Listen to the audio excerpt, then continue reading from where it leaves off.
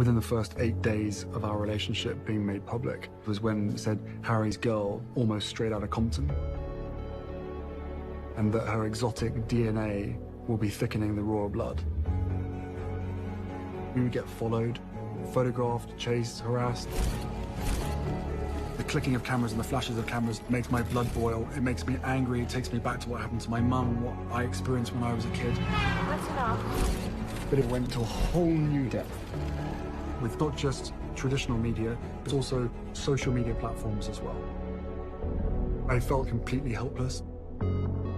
I thought my family would help, but every single ask, request, warning, whatever it is, just got met with total silence or total neglect. I then had a son who I'd far rather be solely focused on, rather than every time I look in his eyes, wondering whether my wife is going to end up like my mother and I'm going to have to look after him myself.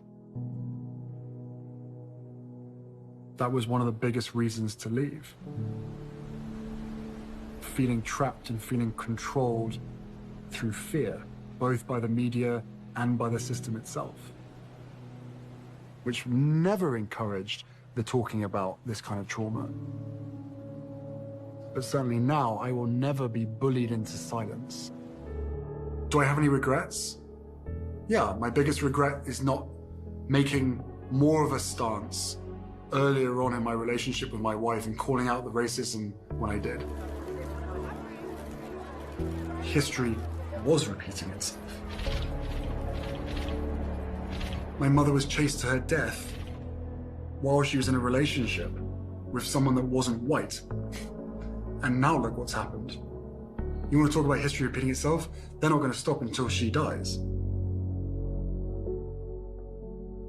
It's incredibly triggering to potentially lose another woman in my life. And it all comes back to the same people, the same business model, the same industry.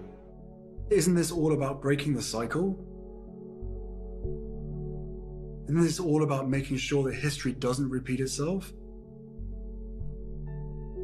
That whatever pain and suffering has happened to you that you don't pass on?